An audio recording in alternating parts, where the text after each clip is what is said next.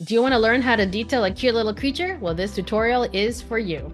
Hi creators, welcome or welcome back to Academic Phoenix Plus. My name is Monica and I am your guide through ZBrush. In this video tutorial, we're going to go over how to convert the ZSphere into an actual mesh so that we can add some details and texture to make him into an adorable little creature. If you're new to this channel, I post tutorials on a weekly basis. Software includes Maya, ZBrush, Substance Painter, and so much more. So if that is your sort of thing, please consider subscribing. So bring out that creativity, open up that software, and let's go ahead and get started in modeling and texturing this cute little Pokemon inspired creature. All right, here's our cute little ZSphere creature. It's basically done. Over here to the right, you can see that we have adaptive skin, and if we preview it, this is what it looks like. And you can play around a little bit with the density if you want to. You can make it very low poly at 3. You can increase the density to 5, which kind of brings it a little bit smoother, which I actually like. But just be aware that it will increase your topology. Once you're ready, you're going to click on Make Adaptive Skin, and it feels like nothing happened. But if you take a look at your toolbar up here, you're going to see that we have our ZSphere, which is this project that we're working on, and we also have something called Skin ZSphere. If I click on that, that is actually a 3D model. Now we can actually start sculpting. You'll notice over here to the right that the adaptive skin is now gone and has now been replaced by everything that we're used to, which is the normal map, the masking, and all of those tools. If you need to go back, you can always go back here. You can see that ZSphere. You can still make some changes if you need to. As you can see, we have adaptive skin. But again, I'm just going to go to my skin, and this is the one I want. Take a look at the mesh, and you can see that it tried to create some polygroups for us, which I'm not too impressed. And it also has a pretty good amount of mesh, which I'm going to go in and click on geometry, and I'm going to reduce it by going to ZRemesher, click on half, and then do ZRemesh. It's going to take a second as it does its thing up here at the top. And there it is. Now I like to look around to make sure everything looks good. Sometimes there's a little pucker here and there, such as you can kind of see it. Do you see that edging right there? I'm going to go ahead and smooth it out and just kind of go through and make sure that everything is as smooth as possible, because I definitely don't want that random edge in the middle of my character. So holding down Shift, I'm going to go ahead and smooth that out. If you see anything else that you feel like needs smoothing, go ahead and give it a shot and see if that helps. If not, just leave it, because we're going to be adding more and more topology to this. So hold down Shift and smooth, smooth, smooth, and see if we can smooth some of that mesh away. Some of those puckers, especially between the character, like around here, around the neck, anywhere that's attached. Got a couple more little details here that I really don't want, and I think that's a really good place to go. All right, so next comes the detailing. Let's see if I can get this guy in the center. There we go. And I'm going to start off with the bottom. Now, right now I'm using a skin material, which I'm not really fond of. I'm going to go to basic material, and that gives me a little bit more visual of any type of pucker. So I probably should have done that earlier, but let's go ahead and just smooth out anything that you potentially might have missed. Next, we're going to go and start adding some detail. So as you saw from my image, this little guy, you can see that he's made out of stone from the bottom. Both his front and back legs have them, and it kind of transitions to like a softer mesh. Now, you know, if this was a very muscular creature, I would look at actual reference, and I have a video about that how you can look at topology and make sure that you create muscle structure. But in this case, our little guy is really small and sweet, so we'll just go ahead and just start adding the details. Now, I could try to create my own stones and things like that, but I'm going to show you guys that why reinvent the wheel when someone already has? And the person who reinvented the wheel is Jonas Ronegard. Jonas Ronegard, and I'm sorry I butchered your name. He has a lot of really great ZBrush tools, and the one that I'm going to be using is this one, which is the 18 rock brushes and 3 Z tool rocks, volume 1. And you can see that it's got a variety of stones. It's got bricks, it's got this type of stone, it's got cracks, all sorts of really fun things that I can use for my rocky creature. Now, of course, I'm not going to use all of them, but I can use, for example, some stylized bricks, for example. Maybe this one is stylized. I can also probably use these cracks if I need to. And then he's got some other stylized stones. So I'm going to be leaving the link on the description. So if you want to download the same ones and follow along, you're more than welcome to. I would love that. If you are following along, please tag me on your social media, because I would love to see anything that you guys are working on that I somehow helped. Would be amazing to see. So please tag me. But if you want to purchase these, please use the link below. It's a commission link, so I do get a little bit of a kickback, very little, but you know, you don't have to. So to install it is relatively easy. You are going to go and uncompress that file, which looks like this. And then in your Maxim ZBrush, I'm using 2025, go to Z Startup, go to Brush Presets, and paste them in here. You're going to restart ZBrush, and you are going to be able to get them as brushes. So that's how you can get brushes. You can see that there's all these brushes, and down here at the bottom, we have bricks and a variety of tools. So it's really, really handy. I highly encourage you guys to check it out. So let's go ahead and start playing around. So let's click on this one, for example.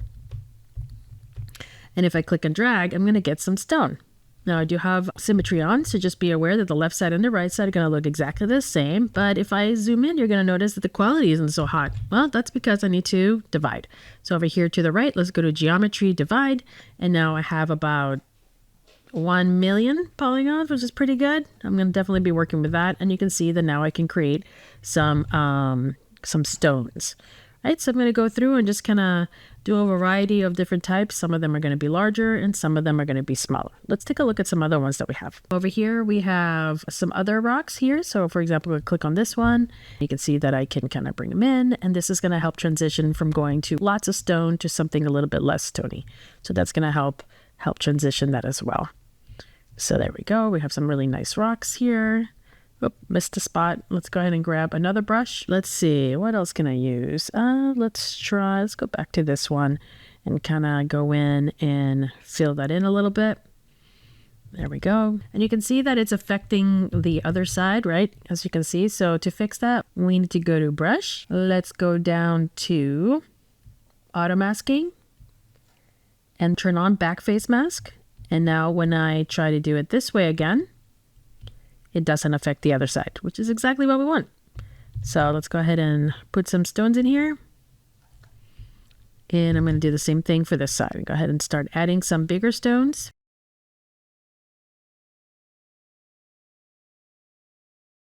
There we go. And then we can go ahead and grab another brush, this one, and just kind of transition it from big stones to little stones.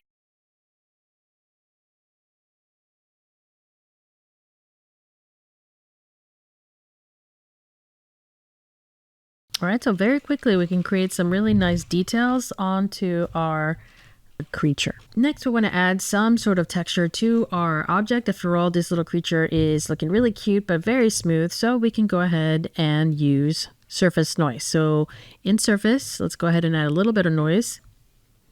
Let's zoom in so we can see what's going on.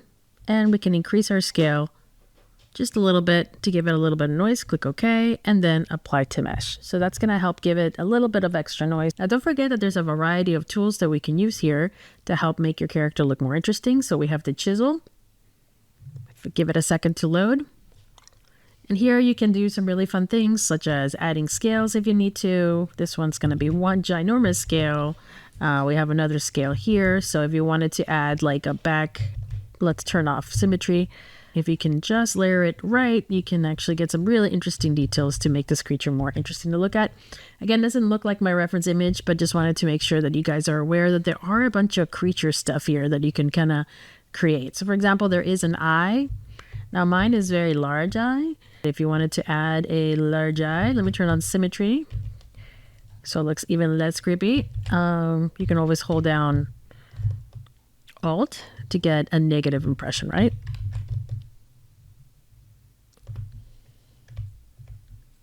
So that's one way you guys can create an eye. And I'm going to smooth them out a little bit. And the easiest way to create an eye is to go ahead and add an eyeball, right? So let's go to Geometry. So let's go to Subtool. We're going to go ahead and append a sphere. And then we're going to place the sphere. Now make sure you select it. You can select it in the Subtool menu. And then we're going to scale it. Press W to move it around until you're happy with the placement and also the scale. This is sticking out a little bit. Go back to draw, and now we have an eye. It's a little bit low, so let's go to divide and just add a couple of subdivisions there. Now, the question is, what type of eye do you have? Is it a human eye that has a concave, or is it more like a frog eye, right? So mine looks a little bit more in the flat section, so I'm just going to flatten out a little bit and bring it out. And rotate it. So it's a little bit more flat. Here we go. So it's coming along using the fancy tools that ZBrush provides for us. Next, we can mirror this eyeball. So over here in the Z plugin, there is something called mirror. Over here, it's called Subtool Master. And you can see that there's a mirror. Click on mirror.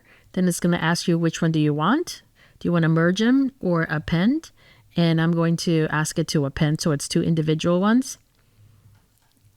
Click OK. And just like that, we now have 2. So fairly quickly, we can create a quick eyeball, control click to get back to this little guy, and now we can move forward. Now, how are we going to create those little petals? The petals are actually part of your creature, but they're going to be individual. So again, we got to look at what we have available. So we have an append, and I'm going to bring in a plane, select it.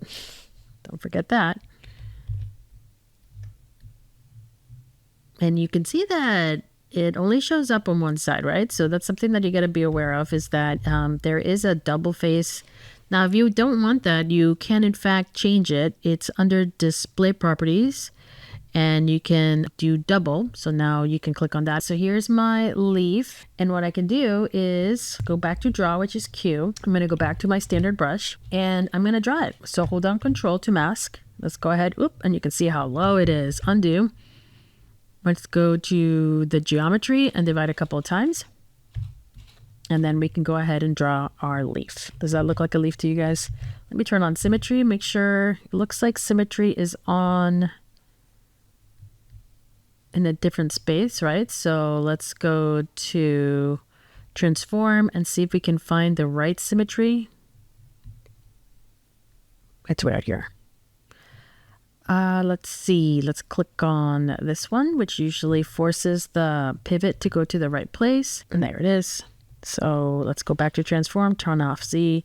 And so what I did was, it's actually a shortcuts right here. So let's go ahead and hold down Control and then draw your leaf. Now using a tablet is way easier. I'm going to hit my right bracket to make my brush bigger and paint in the mask.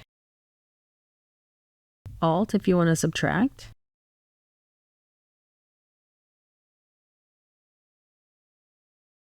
Sharpen it by holding down Control Alt.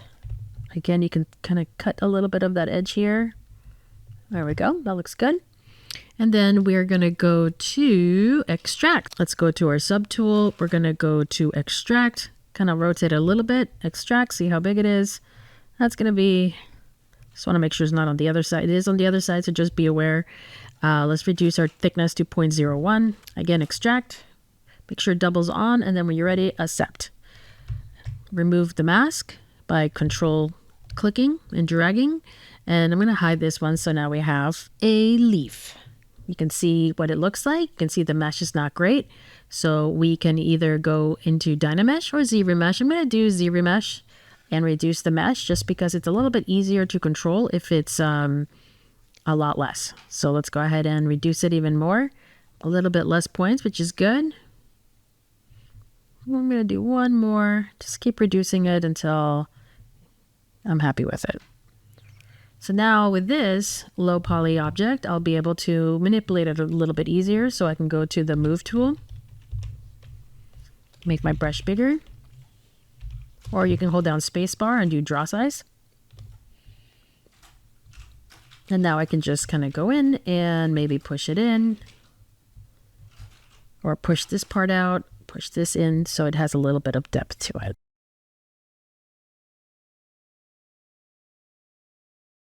Again, hold down Shift, or I'm sorry, spacebar, and then you can manipulate it even more if you need to. And that's how you can quickly create a leaf. Hold on Shift to smooth it. A little nudge here, make it look like a heart.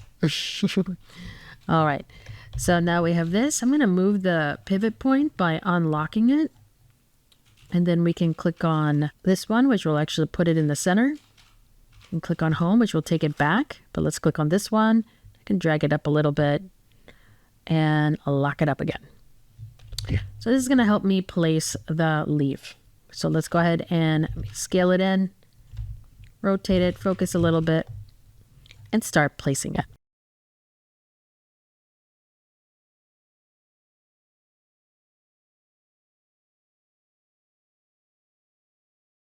Going into subtools. Here's my leaf. I'm going to click on duplicate, which gets me a new one. And I can start placing the leaf. Now, you guys are not stuck with the same leaf. You can always make one a little thinner, a little longer. It's always nice to maybe change it up a little bit so it looks a bit more organic. The more different it looks, the better it's going to appear. And there we go. Maybe scale it a little bit. Let's grab the original. Let's duplicate that one. Rotate it a bit and then move it over here. It's looking pretty large. I'm going to make it a little skinnier.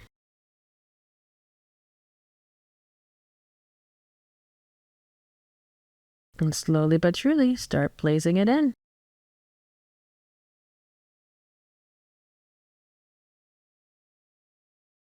All right, I've got the other one. Duplicate again.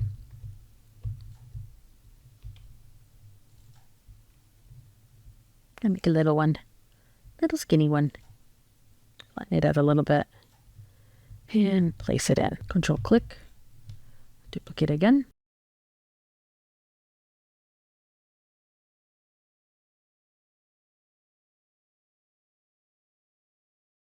All right, it's coming along. Now, if you want, we can mirror it to the other side. So for example, I can control click this one. We can use that Z plugin again and then click on mirror, then click OK, which places it over there. We can control click this one. We're going to go to Z plugin, mirror, OK. And let's do this little one too. Z plugin, mirror, OK. I do want to duplicate this little one, so I'm going to duplicate it again because I really want to place another a small one. Let's rotate it this direction. And there we go. We now have a little collar. I can definitely add more, but hopefully you guys get the idea. Thank you so much for watching. I really appreciate it. Hopefully you learned a thing or two. If you did, please like and subscribe. That is your message to me, letting me know that you like this content and that you want to see more. Don't forget to comment. I would love to hear your comments about this video tutorial and what your thoughts are. Did you learn something? What are some pointers or tips that you have for artists just like you? And also don't forget to share. If you know of an artist out there that wants to create a cute little creature in ZBrush, then please share my videos. That would really help me out and it would be amazing. Don't forget to take a look at academicphoenixplus.com. There you will find free resources just for you, including 3D models, ebooks, and so much more. So take a look at academicphoenixplus.com. Again, thank you so much for watching. I really appreciate it. Keep creating, and I will see you next time in the next ZBrush video tutorial.